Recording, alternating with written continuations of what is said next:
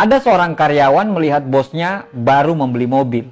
Si karyawan sangat kagum dengan mobil barunya si bos. Dia berkata, "Wah, keren banget ya mobilnya bos. Gile, cakep banget."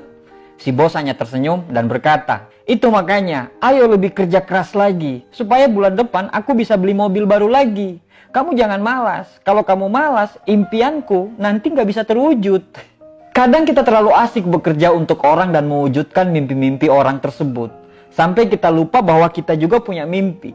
Maksudnya adalah, kalau kerjaan kita punya jenjang karir yang menurut akal sehat bahwa jenjang karir tersebut bisa membawa ke mimpi kita, mungkin kerjaan itu patut dan layak kita perjuangkan. Tapi, kalau pekerjaan tersebut tidak bisa membawa kamu kemana-mana dan tidak bisa membawa kamu ke tempat apa yang kamu impikan, berarti kamu mulai berpikir keraslah untuk mewujudkan mimpi Anda dengan hal yang lain. Contohnya, Anda bekerja di sebuah perusahaan dan Anda melihat senior Anda yang sudah 10 tahun bekerja di perusahaan itu.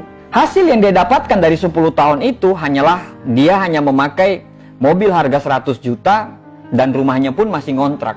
Berarti bisa dipastikan 10 tahun pengabdian Anda ke depan, Anda akan mendapatkan hal yang sama dengan senior Anda itu. Orang bilang nggak apa-apa, yang penting kita kerja secara bahagia. Betul, betul sekali. Kenyamanan dan kebahagiaan dalam bekerja adalah hal yang paling utama. Tapi, kenyamanan dan kebahagiaan itu juga dipengaruhi oleh tercukupnya semua kebutuhan keluarga kita.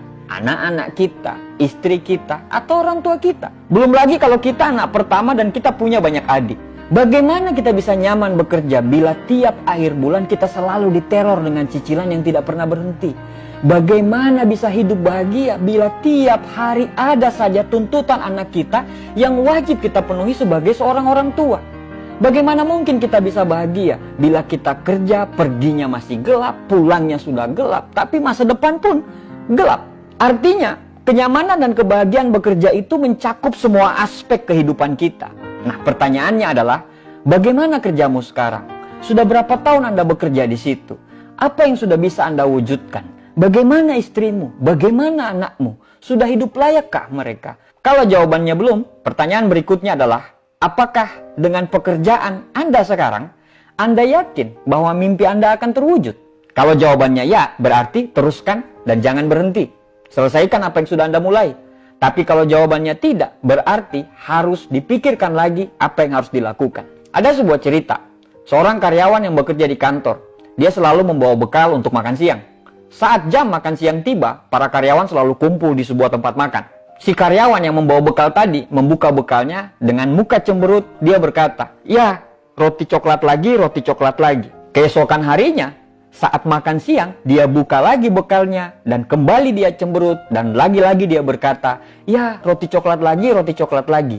Besoknya, dia tetap melakukan hal yang sama. Dia kembali cemberut dan dia mengatakan, "Ya, roti coklat lagi, roti coklat lagi." Salah satu temannya tentu sangat sebel mendengarnya. Saat dia cemberut dan mengatakan hal yang sama, "Ya, roti coklat lagi, roti coklat lagi." Temannya langsung menyanggah, "Diganti dong, daripada kamu mengeluh terus, kasih tahu sama yang buat, suruh dia ganti." "Siapa sih yang buat?" kata temannya tadi. Dan dia menjawab, "Saya sendiri yang buat."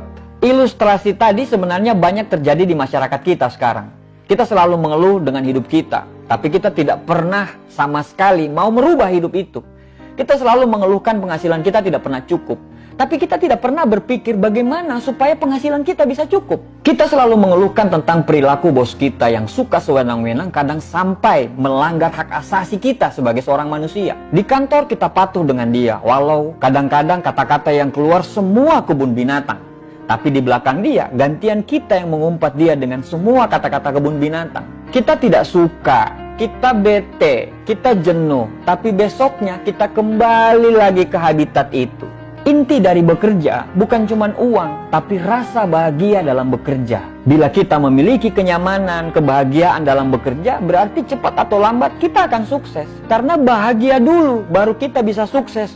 Bukan sukses dulu, baru bahagia. Kalau tiap hari selalu stres, selalu tertekan, merasa terpaksa, maka kita tidak akan pernah mendapatkan hasil yang maksimal. Nggak masalah sekarang kamu kerja sebagai seorang bawahan, nggak masalah sekarang kamu kerja sebagai seorang karyawan, itu bukan masalah.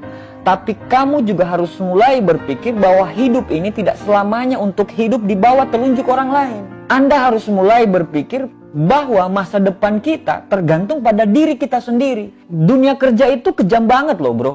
Kesetiaan dan loyalitas tidak akan ada artinya saat karyawan yang lain muncul dan dia lebih berkompeten daripada kita. Kita pasti akan ditinggalkan. Saatnya Anda sudah mulai berpikir bahwa lebih baik menjadi raja di kerajaan kecil daripada menjadi panglima di kerajaan besar. Saatnya kamu mulai berpikir bahwa harus punya keranjang penghasilan baru.